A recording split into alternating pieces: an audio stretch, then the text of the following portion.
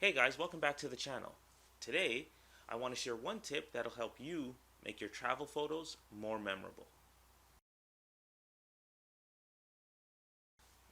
It's been a while since we talked about photography on the channel, hasn't it? I feel like I've been talking about video more often, so today, let's bring photography to the front. But before we do that, take a moment and hit that subscribe button, and that would be greatly appreciated. Okay, so let's get into it. Have you noticed that we tend to categorize our photography? In my opinion, I think we do it way too much. You know, you're either a wedding photographer, a landscape photographer, a product photographer, and so on. And by doing that, by placing our photography in these little boxes, we place limits on the results we can get. Today, specifically, we're going to talk about how to break out of that travel photography box. So what comes to your mind when I say the word travel photography? Well, you probably think of those generic photos of major tourist attractions, right? Like Eiffel Tower, Golden Gate Bridge, Statue of Liberty, and so on. And while there's nothing wrong with taking these types of photos, what's the one thing that people always say when they're reviewing them?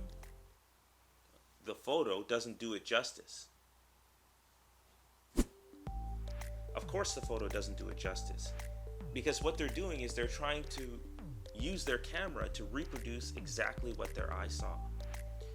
Here's a newsflash. There's not a camera in existence that can do that. So you're setting yourself up for failure. So what should be your aim when you're shooting photos? Well, you should be trying to capture a moment, capture a feeling or an emotion, or tell a story. You want people to get a sense of what it felt like to be where you were when they look at your photos, instead of seeing exactly what you saw. Does that make sense? So here's a technique that you can use when taking photos on your next vacation or road trip. This technique works with photos anywhere, but we're speaking in this context specifically. Instead of photographing a location, take a subject, place them in the location, and then photograph the subject. Now you're allowing that location to tell a story.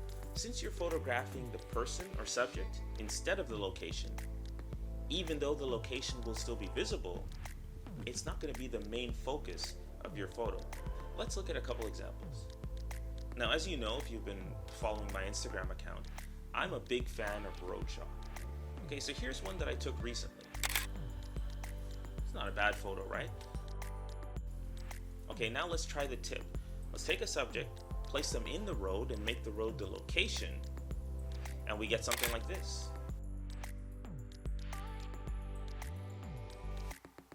Or maybe this. Okay, let's look at another example.